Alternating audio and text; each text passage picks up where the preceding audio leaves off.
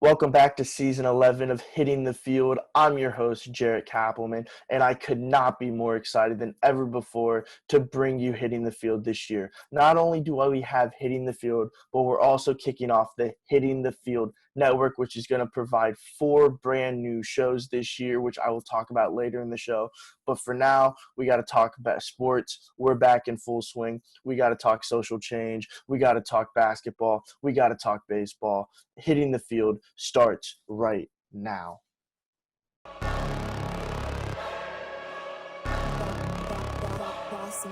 Things gon' change when I really hit the field. Undefeated chance, man, you know what's the deal.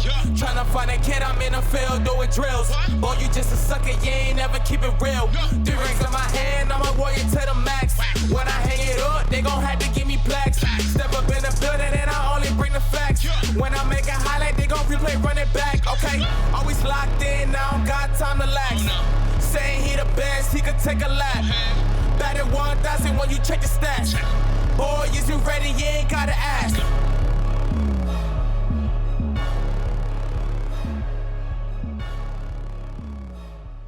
All right, welcome back to season 11 of Hitting the Field. I am more than happy to be joined by Sean Green and Ross Bernstein. Sean, how you doing today? I'm doing good. It's a great start to another great year, and hopefully a new chapter for HTF and HTFN. So I'm really excited to be on. And I got the seasoned vet himself, Ross Bernstein. Ross, how's it been? And it's been good. Basketball is here. You know, it feels like Christmas. It's the first day of the HTF season. I don't know what more to ask for. Ready to talk some basketball. For sure, ready to talk some basketball after last night. Of course, but before we get into basketball, I want to talk about what took the sport by storm last week was the shooting of Jacob Blake. The Milwaukee Bucks protested Game 5 against the Orlando Magic, in which the rest of the NBA ended up protesting, and it took not only the NBA by storm, it crossed over to the MLB and went worldwide. Ross, what were your initial reactions to the Bucks and what they did and how they're making a change? Initial reaction was this is a massive moment in sports history. That's the first thing I thought of. I could be mistaken. This is I feel like one of the first major boycotts of right now, the NBA is the number one thing happening in the world right now, because obviously with what's happening, number one sports thing happening in the world. And to say we're not playing over a social justice issue I was shocked that they did it, but very proud that they did it as an NBA fan, because I think in all dimensions, it's the right decision. Obviously, they're going to be the most connected to the shooting because they're from Milwaukee. They're from the same state that the shooting happened. There's been some people that they could be upset about saying, oh, they're basketball players, they should just play. But we're not doing the shut up and dribble anymore.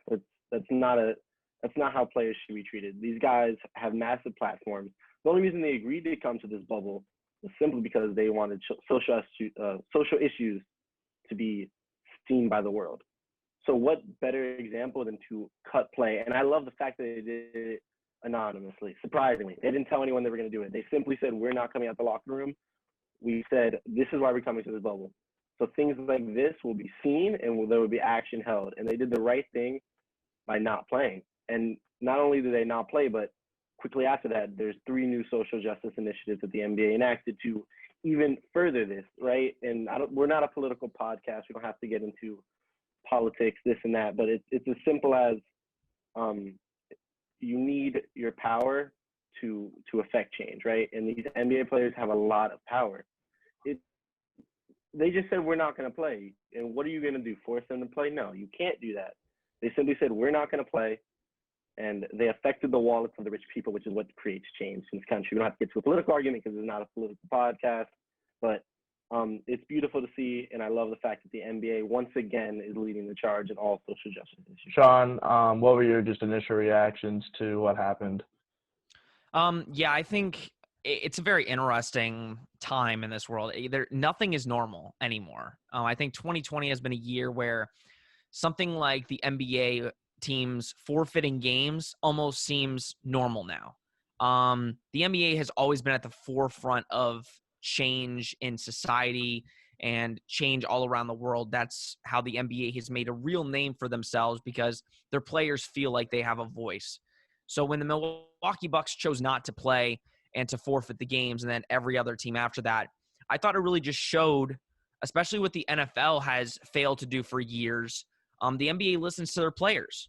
And I think this is one of those issues where the NBA, they're in a bubble. They feel like they can't do much. And I think you see that the NBA almost, the playoffs almost didn't continue, because I can understand where the NBA players are coming from. What can we do from inside a bubble in Orlando to create this change to make sure stuff like this just does not happen anymore?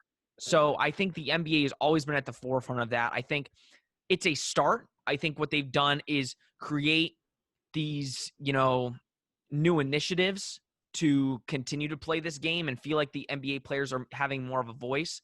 But there's so much work that needs to be done. And I think the NBA players know that. And I think you're going to see when they get out of this bubble how much more work is going to take place over the next couple months, especially in the NBA. I mean, the NBA, they allowed all players to put a powerful message on the back of their jerseys. And I think that goes to show that the NBA has really taken this to heart, and they are trying to make a difference. As you said, the NFL has failed in that sense. I mean, what do we think of the MLB? I know there were baseball teams that did not play. The Brewers ended up not playing. What do we think of it stretching out to other leagues? I mean, I think it's great. I think they followed the blueprint the NBA laid down, that at the end of the day, you need to affect the pockets of the rich to make change in this country. And we're not going to play unless things are right. You're hurting, you're damaging this country, you're damaging these people. It's just not right. Why are we going to play? Sports is as much as we love sports and it's amazing to our lives, it's irrelevant in the grand scheme of life as far as what is really happening in this country. This is not the time to play sports and to just pretend like this issue isn't happening. This is what needs to be fixed in this country, and this is how we're going to show it, by not playing, because that's how you get the attention of people. It's not maybe a post-conference here and there. You can speak about it. It's going to maybe get a little buzz, but not playing a game and completely boycotting, even coming out like the Marlins did, and just coming out for the national anthem and then going right back in. This is a massive story. This is how you get attention for these issues. And I love the fact the MLB followed suit. And I hope the NFL does something when the season starts, but I never have had any faith in the NFL doing anything right as far as social justice issues. But I mean, you mentioned the Marlins. The Marlins and Mets stood out for 42 seconds in a moment of silence, 42 to honor Jackie Robinson, who broke the color barrier in baseball. That was an extremely powerful message. Sean, you just want to give quick thoughts to wrap us up here? Yeah, my thoughts are very simple, actually. Change needs to happen to make change. The NBA has taken the lead, and now all the other leagues need to do the same. MLB followed close behind. The NFL is coming up. The NHL really needs to think about what they are really doing to make change. I think the amount of hate that the NHL has been getting online is very apparent, and you've seen kind of the players change their viewpoints on how they're doing things in their bubble. But the leagues really need to come together as a whole. I think right now all these leagues are on their own agendas and doing their own things of what they feel is right. But as of right now, there's no question the NBA is taking the lead on this. And if the NFL does not do something like the NBA, the season starts in a couple weeks for the NFL. The NFL will get a lot of bad publicity if they do not create some form of rules or change to make sure their players feel like there's honest, good change coming in this country. I think that's well said, and change needs to happen, and it's nice to see the sports world taking that initiative. I think as a sports fan and everything, it's something special to see. So that's going to wrap us up for this segment. When we come back, though, I'm still going to be joined by Ross and Sean, and we're going to talk some NBA playoffs. Stay with us. As part of the HTFN launch, we have our new show, Just Winning with John Whitley, where he's going to talk all things football from high school all the way up to the pros. You don't want to miss this every Tuesday. Welcome back to Hitting the Field. I'm still with Sean and Ross, and we're going to jump right into the NBA playoffs.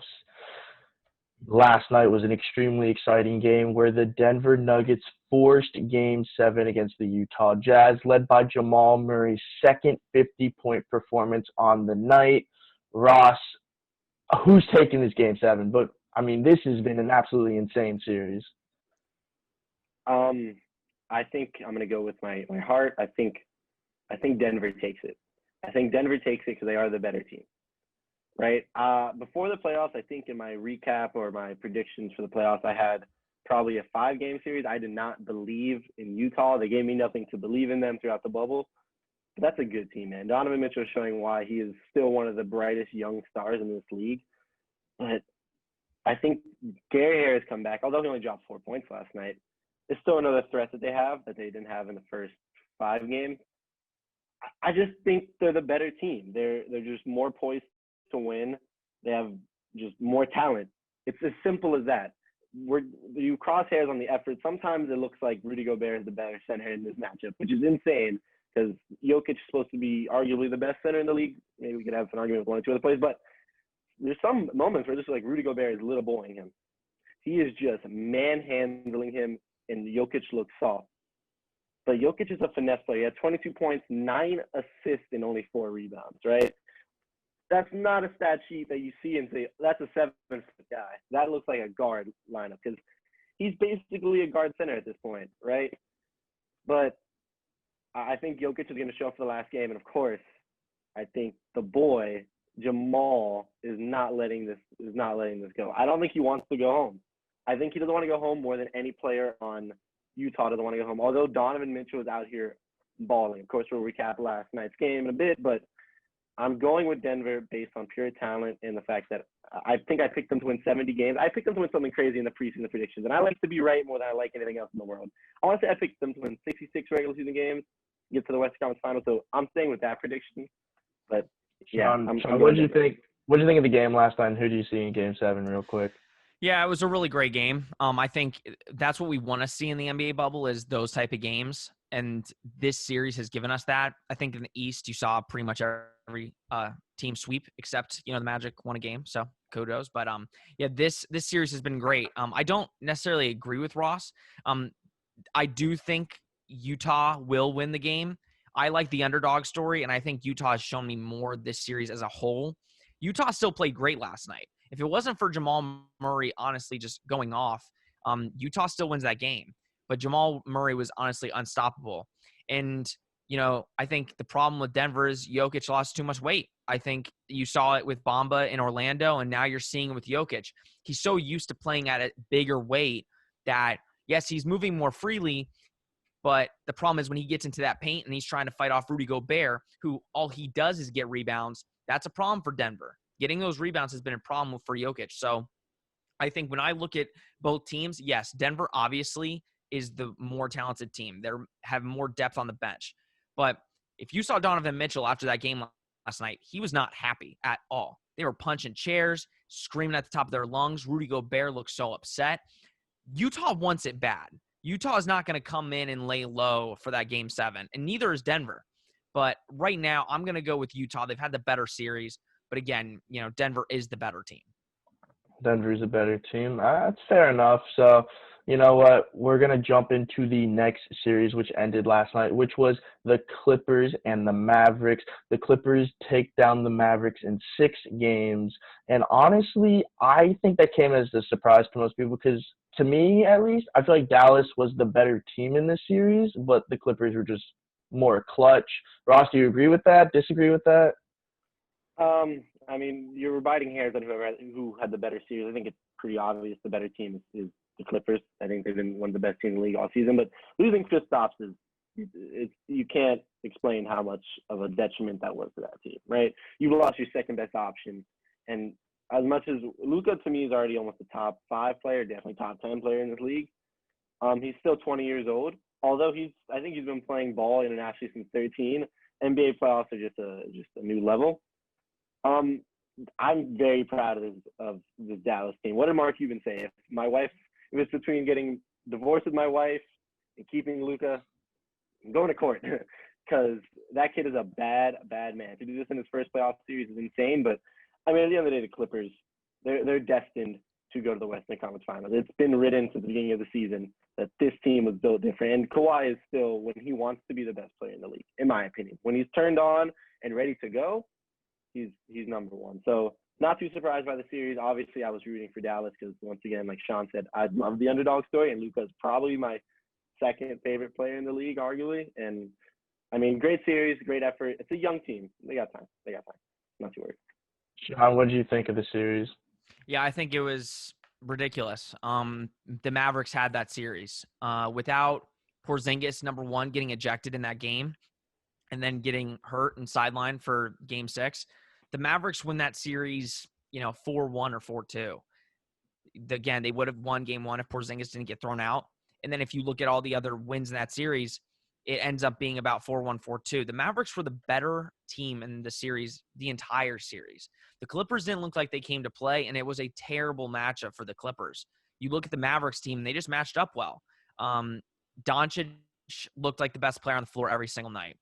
No hate towards Kawhi, but it kind of looked like in the start of the series, Kawhi didn't care as much. He looked very lax. He was missing a bunch of shots that he usually makes, especially in the mid-range. So I honestly don't see before, obviously everybody thought the Clippers were destined to make it to the finals. I'm not so sure anymore. I think I would take a Nuggets or a Jazz team to go to the Western Conference Finals over the Clippers right now, just because they look like they're ready to play more than the Clippers. The Clippers just look too lax. The depth doesn't look as ready as they did in the regular season. And I think the bubble has ultimately hurt them. So, no, I do think Dallas should have won that series, and I would look out for Dallas next year because they're a freight train coming. Yeah. Ross, you didn't look like you agreed with that Sean, statement. Actually, if I can, Jared, I got a question for Sean. Yeah, go for it. I was wondering this last night. Do you think Luka Doncic is obviously a better player than Paul George at this point in the league? To me, it's blaringly obvious. I just want to know if everyone feels that way. Yeah, Paul I think George is not on the same level. As of right now, absolutely. I think you look at the bubble at the beginning, like the first couple games of the bubble, and Paul George just looked unstoppable.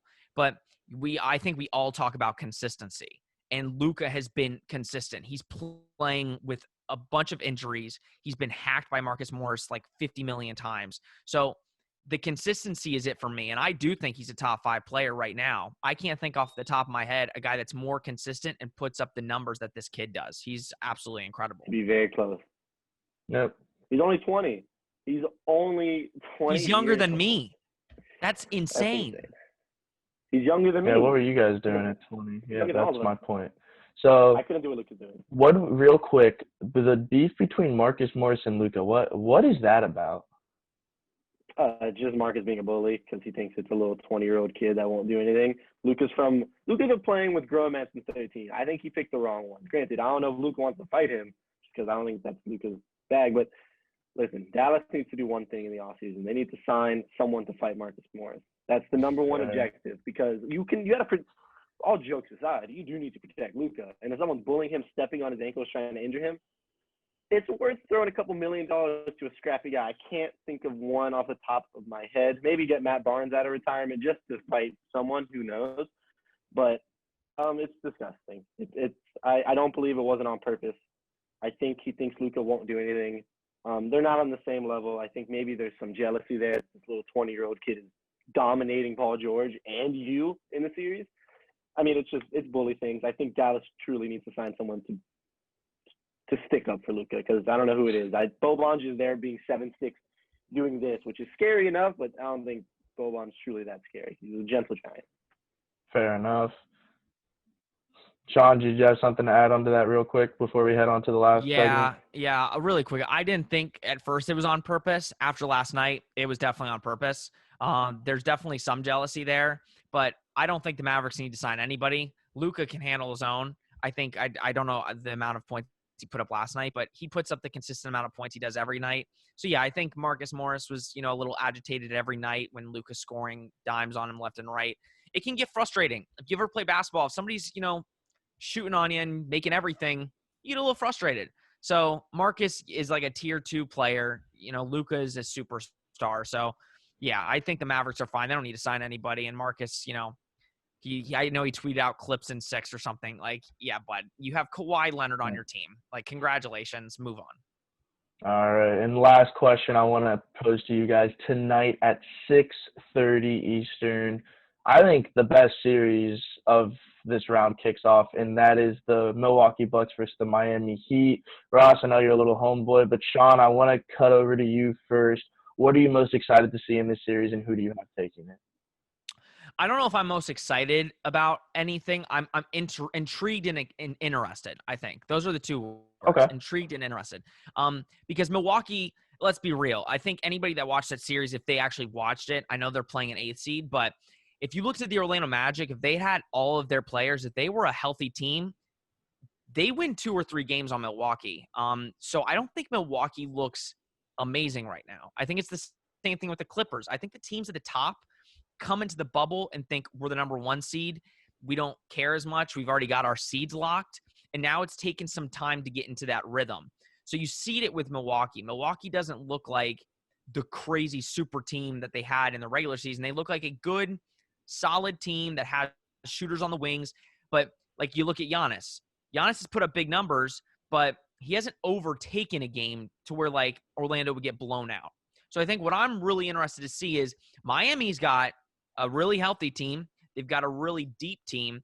So if Giannis is just doing his thing, not overtaking a game, I'm sure Jimmy Butler will do that for Miami. You know, they've got Tyler Hero on the end. They got Bam Adebayo in the center. Like, Miami is a gritty team that does not care who they're playing. So if Milwaukee really wants to have a good chance to go to the Eastern Conference Finals, they need to make sure that that punch in the mouth for Miami isn't a hard punch. Because if it's a hard punch and they, you know, get all awry, Milwaukee will lose this series. That's fair. Ross, what are you thinking? Well, as someone that has a Dwayne Wade poster about 5 feet away from his bed and looks at it every single morning, I think you know where I'm going with these takes. Listen, if I had to put all bias aside, So 9 out of 10 is what you're saying? Team. They're a very gritty team. They are going to be competing every single second of every single game, which I feel like the Bucks have an issue with once in a while, where it seems like Giannis is locked in while the rest of the team is following lead. Like Sean said, this could be a punch in the mouth game 1. Don't be surprised if the Heat blow them out, because Bucks are not ready for this. I know I'm saying that as a Heat fan. It sounds biased, but who am I picking? The Miami Heat. I'm picking the Heat in 6. How many games? And how many? Heat in 6, Sean? 6. Yeah, I'm still going to go Milwaukee. I'd probably go Milwaukee in 6. I feel like they'll get their stuff together. But again, if the Heat beat the Milwaukee Bucks, I would not be the least surprised. That's fair.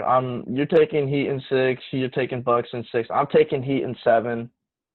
I think it's going to come down to a Jimmy Butler triple-double in Game 7. It's going to be exciting, though, to watch tonight. I'm really excited for the second round of playoffs. We got a lot of exciting matchups. But, boys, I appreciate you guys coming by for the first Hitting the Field episode of Season 11. And we're going to have a great season. When we come back, I'm going to be joined by Sam Sullivan and Jason Hamby to talk some MLB baseball. Stay tuned.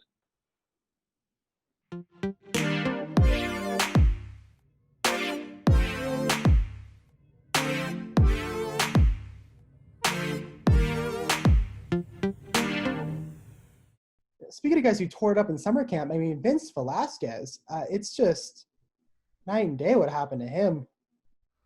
He's been probably the most frustrating player that I've had the pleasure to watch with the Phillies. And I call it a pleasure because he is fun to watch. And he's got the stuff, and you think that he's going to just put it all together, have a very good season. And he's made so many great plays. Like, he threw out a guy from left field last season. Remember, he got hit in the right arm, couldn't throw, picks up left-handed, throws a bullet to first. You remember that stuff, but then you just look at the end of the season, and it was another you see some signs that he's going to put it all together, but again, just not quite. And welcome back to HTF. I am now joined by 2 rookies. I got Sam Sullivan. Sam, how you doing today? Good. How are you doing? I'm doing great. You excited to be here? I'm very excited, very excited. And I also am joined by Jason Hamby. Jason, welcome to the show. How's it going, guys? How you doing today? Doing real well. How are you? We're doing great. All right, well, let's jump right into baseball. We're a bit past the midway point, and to surprise, the Rays sit atop the AL East, and not only that, they sit on top of the AL. Sam, what have the Rays done this season? Like, what has been so impressive? Well, when you look at the start of their season, it was probably about 12 games in. They were still under 500, so I think that was a rough start for them. Just getting acclimated to the whole new environment, new system, with not having any fans and just being able to stay in one field for when it came to a series that they were playing. But I think that the turning point in their season was definitely the 4-game series against the Red Sox in early August. I mean, they swept, and it was just they took over a team that hasn't been playing very well. And then within their last 14 games, they've won 12. So I think they've just been running along with it and just been playing some consistent baseball. I mean, yeah, they're coming off a sweep of the Marlins, who the Marlins looked really good early, and then, stuff happened, and they've been back and forth. But, Jason, what have you thought of the Rays so far to this point? Love the Rays. 18-3 in the last 21 games. I love the series against the Red Sox. The sweep was huge there, but maybe even bigger. They're 6-1 against the Yankees this year. That's obviously their top competition in the division. As we know, the division doesn't matter quite as much now with the increased playoff, but still, whenever you go 6-1 against your top division rival, that's huge. Do you guys think the Rays are going to keep this pace and win the AL East, or will they find themselves like the second seed in the AL East and still make the playoffs, or are they just going to collapse and miss completely? Sam, what do you think? I think the biggest thing is the Yankees injury bug. If that injury bug stays with them until the last 10 games of the season, I think that they'll still be able to. I think that they could top off the AL altogether. But if you got people coming back with the Yankees, when it comes to pitching, they just had a new pitcher play on Sunday. Aaron Judge coming back later into the season. If they're able to get something going on the Yankees' end, I think that they could battle all the way towards the last 5 games of the season. But if not, I think that the Rays can control the AL for the rest of the way. That's fair. Jason, what do you think? I agree with Sam. I just think with the Yankees, with Judge, Glaber, DJ just now came back, and Stanton going to be out. It's the Rays to lose at this point. And I think they have the pitching, the bullpen. Bullpen's always been a strength of that team over the last couple of years. I think they have what it takes to stay atop the AL as a whole for the rest of the year. All right, and let's move over from the AL to the NL, where the Dodgers sit on top of the National League. They've been really impressive this year. They just took another series over the Texas Rangers. Jason, what do you think of the Dodgers season so far, and Mookie Betts in that addition? The Dodgers just have an embarrassment of riches. It's tough to, as an opposing pitcher, just looking at that lineup, it's just intimidating. The Dodgers have not lost a series all year. They've won or tied every single series. They just set the record for most home runs in a month by National League team in the history of baseball at 57. And Buehler he's fought some injuries with the blister and stuff, but when he comes back, I don't see any reason why they're going to be dethroned from the top of the National League. Sam, are you on the same boat? I definitely am. He brought up a good point with those home run stats and the fact that Walker Buehler, even before his injury, was just a solidified pitcher. With K's within 9 innings, he was still around that 9-10 range, which I think is very important. And then with him out, you still have pitchers like Clayton Kershaw who can still consistently come up to the plate and just always dominate. And I think their biggest thing right now with this season and the circumstances is their lack of overall injuries. I don't think they've been hit with that bug like these other teams have. And I think when you have solidified pitching, solidified hitting with all these home runs, I just think that, this is their year right here. How do you guys feel that Mookie Betts is gelled into the team? Because he's been a huge part for them so far. When you just slide a guy who's almost a perennial MVP, if Trout is not in the American League, it might be Mookie Betts. We might be thinking Mookie Betts has been the MVP in the AL for the last couple of years. And when you slide him into a lineup with Muncy, Bellinger, it just gives everybody more protection. Everybody's going to see more fastballs. Everybody's going to see better, more strikes in the zone. It just benefits everybody, and he's just been a perfect fit so far. Definitely. I definitely feel the same way. I think that the environment that he's in right now, he just feels like he's got a lot of other players on his team that are always going to want to push him to that next level. And he's already at the top, but it's just when you have people around you who just want to keep that same energy and just want to keep it going. They have higher aspirations. I just feel like, yeah, it's a great fit for him, and he hasn't missed a beat at all. Well, I want to stay in the NL real quick since we're a little past the halfway point. I want to do midseason awards, and the most important one, the MVP. Sam, who has been your NL MVP up to this point in the season? I definitely think it's Fernando Tatis Jr. for the Padres. I just feel like he's been super consistent, trying to carry that team as hard as he can. And I mean, he's second in RBIs, number one in home runs, top 15 with his batting average with 315. I just think he's playing some consistent baseball on the offensive end, and defensively, as a shortstop, I just feel like he's becoming that game changer for the Padres, trying to keep him over 500. That's a fair pick. I feel like we've been waiting for him to have that breakout season, and it kind of sucks that it comes in the short season because I would love to see him play 162 playing like this. But, Jason, do you have a similar pick, or do you have someone else? I think for right now, it definitely has to be Tatis, just because of like Sam said, leading in home runs, second in RBIs. The guy who might be close on his heels is probably his teammate right now, Manny Machado. I could definitely see Manny Machado. I think they're very close. Manny Machado hitting 309, 29 RBIs. And two other guys, Juan Soto is going to be in the mix, and then Mookie Betts is going to be in the mix. So, but I think it's Tatis right now. Well, you guys brought up the Padres, or Tatis, and I really want to talk about the Padres then. I mean, they've do you think this season has been a surprise, or was this what they were rebuilding for? I'll start off. I think it's a bit of a surprise only because I didn't see this sort of success happening until next season. I didn't see them really being able to jump off into the season. I mean, they're still, I think, only 6 games over 500, but I still feel like it's a positive for them what they're playing with. I feel like it was just everything's kind of going right for them, even though they're not as successful as they might want to be. I feel like they're in the right direction, and they've done it faster than they might have thought. I mean, as you mentioned, you only need to get second place, and they're currently 4 games above the Rockies in the division. I mean, they could still easily make the playoffs and make a run for sure. Jason, what do you think of the Padres so far? I mean, I agree with everything that's been said. They're fourth best record in the National League right now. I probably would have said that I think that this jump would have come next year, so a little bit sooner than expected. But Zach Davies has just been unreal for them this year. And when you have a guy like that, and then Paddock has been a little bit bumpy, but still been there when to give them, all they had to do is give their offense a shot really in these games. So I'm not totally surprised, but just a little bit sooner than I expected. They're a flashy team. They're a fun team to watch. I mean, they hit a grand slam in 4 straight games, which had never been done in MLB history. Everyone already knows that whole incident with Tatis swinging 3-0. If you're not swinging 3-0, you're not playing baseball. It's simple as that. But I want to jump over to the American League and take Jason. Who has been your MVP so far in the AL? It has to be Brandon Lau right now. He's the AL leader in WAR, wins above replacement at 1.9. He's hitting 282. He's got 10 home runs. He's got 27 RBIs. And he's really just, last year, 3rd in Rookie of the Year voting. And this year, he's just taken a huge jump.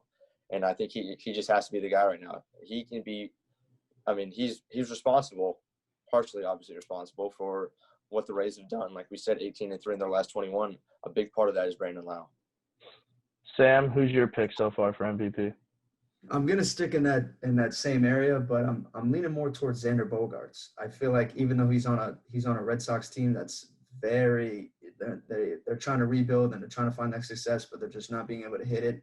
But I feel like offensively and defensively, he's shown up, and he's shown up very successfully. I feel like when you're going up against teams like the Yankees and the Rays consistently, I feel like he's finding individual success, and obviously it's an individual award, but he wants to find that team success with the Red Sox, losing Mookie Betts, and he's trying to step into that role, be that next big man. And I feel like he's still finding a way to find that success, hitting and just being able to play a solidified defense. So, there's a lot of picks in the AL. You got Jose Abreu, who's hitting 12 home runs, like second in league in RBIs. You got Trout, who missed a couple games and he's still leading the AL in RBIs.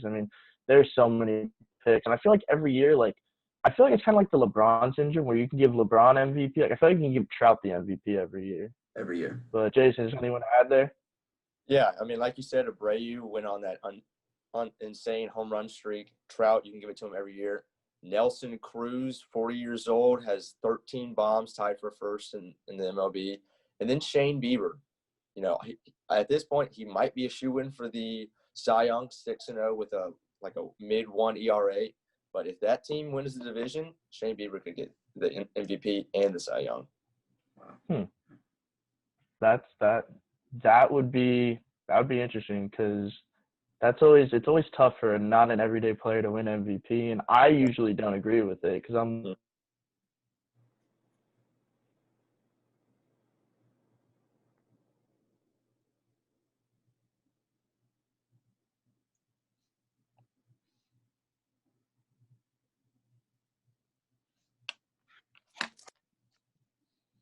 In the MLB this year. Sorry, you're gonna have to repeat that question for me. Who has been your technical difficulties? We're still working them out. But who has been your biggest surprise team in the MLB this year? Just the team. Biggest surprise team. I'm gonna have to go back. I'm gonna have to go back to the Padres. Padres. I didn't expect them to be in some sort of opportunity to be able to make the postseason. I just didn't see that happening at all. I felt like they were going to have, stints of success along the way where they're going to, string along a couple wins here and there. But I didn't see them being at where they are now and just being able to be in the talk of a top-notch offense overall. So, yeah, I just did not see that coming. Jason, do you have who's been your biggest surprise team this year? I might say the Indians just because they're right there at the top of their division with losing Bauer, I was obviously very high on Bieber and Clevy, but the other guys surrounding that rotation, Savali, he's just been kind of a no-name who's come out of nowhere and pitched very well for them. My biggest surprise is probably how bad the Angels have been. That was going to be my pick. Yeah, it's just they're year in and year out. They've always had a decent lineup with zero pitching, and it's interesting. They've just never kind of gone out and fixed it, but that's the same situation this year. Yeah, no, I'd agree. I would say the Angels or even the Marlins, they started off really good and they played really well without 90% of their roster, but it's the Marlins, so I know I'm not going to get my hopes up because they're going to fall apart. But, I mean, it's going to be an exciting season. I love the extended playoff format, and it's going to be interesting to see what the MLB does for the future seasons because I think a lot of people are liking, this shorter season, bigger playoff format. But, gentlemen, I appreciate you guys coming by the show. You both absolutely killed it on your debut. And when we come back, I'm going to deliver a little rant, and we'll sign off. We'll see you soon. Coming up on HTFN, we're proud to present Girls on Deck, hosted by Kayla Burge and Lindsay Tellez every Wednesday.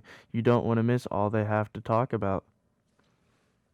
Welcome back to Hitting the Field. I appreciate everyone staying with us so far. It's been a great first episode, and honestly, I just want to quickly dive into what this season's going to be all about. This idea was brought up to the Hitting the Field Network, and it was something that we couldn't pass on. So, we're kicking off with the Hitting the Field main show every single Monday. Then on Tuesdays, we got Just Winning with John Whitley. On Wednesday, we got Girls on Deck, hosted by Kayla Burge and Lindsay Tellez. Then on Thursday, we got Nick Geddes, Kayla Pena, and Robert Husby hosting HTF Bets. And on Friday, we got Almost Game Day with Sean Green. I honestly could not be more than excited for the future of Hitting the Field. We have so much in store this semester. It sucks that we can't be in the studio, but we're working on stuff. Some shows are going to be done from a remote location. Some shows are going to be done on Zoom. But no matter what, we're going to provide content every single week because that's all we know how to do. We just keep pushing out content. We keep providing, and we don't plan to stop. And I'm really excited for the team we have this year. It's just going to be an exciting semester. And really, no matter what, coronavirus, no coronavirus, nothing's going to stop Hitting the Field. Hitting the Field will live on forever, and Season 11 is going to show that. So don't forget, I appreciate everyone for coming out for this episode. Special thanks to all the guests I had today, and we're going to have so many new faces this semester. But don't forget, follow us on Twitter at Hitting the Field. Follow our Instagram. Follow the YouTube page. Subscribe, please. That's where all the content's going to be posted every single day of the week. We won't be here next week for Labor Day, but we might have a special little Twitter clip for you. As always, it's your host, Jaret Kappelman, and we will see you next time on Hitting the Field.